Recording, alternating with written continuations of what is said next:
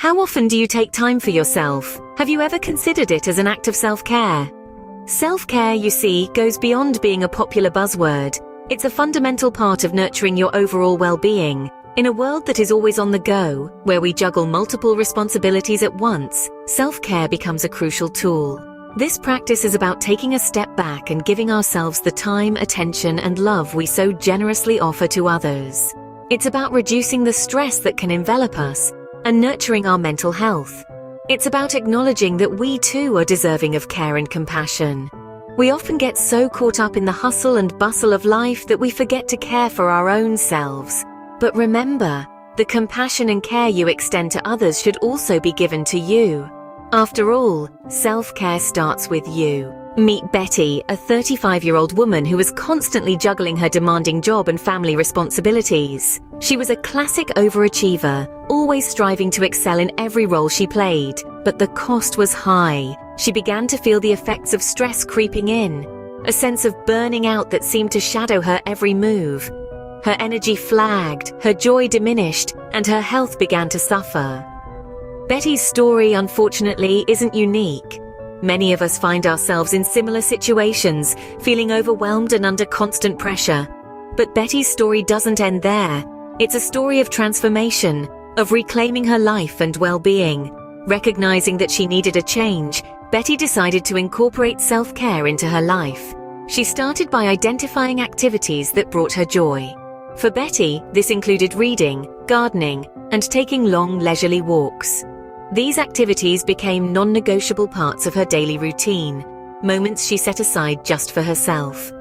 Next, Betty learned to set boundaries. She gave herself permission to say no to tasks and commitments that didn't align with her priorities or well-being.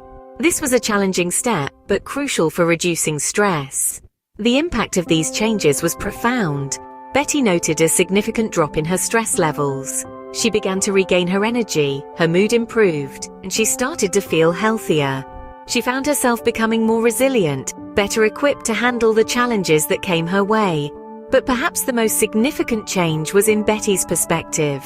She began to see herself not just as a worker, a mother, or a partner, but as a person deserving of care and kindness. She realized that self-care wasn't just about activities or boundaries, but about cultivating a mindset of self-compassion and respect. Betty's life improved significantly when she started prioritizing self-care. She became more resilient, happier, and healthier. Like Betty, you too can transform your life through self-care. Now that you've seen how self-care can transform your life, you might be wondering how to incorporate it into your daily routine. Start by prioritizing activities that resonate with you. Set boundaries. Don't be afraid to say no. Make time for mindfulness. It can be as simple as deep breathing exercises. Cultivate social connections. They are a powerful form of self-care. And don't forget to treat yourself to small pleasures. They can be deeply restorative. Remember, the key to self-care is doing what feels right for you. It's about taking care of your needs and treating yourself with kindness and compassion. Self-care is not a luxury, it's a necessity. It's a cornerstone for mental health and overall well-being. As we've explored today, incorporating self-care practices into your daily routines is not just beneficial, it's essential. It's about giving yourself the compassion and care you so generously extend to others.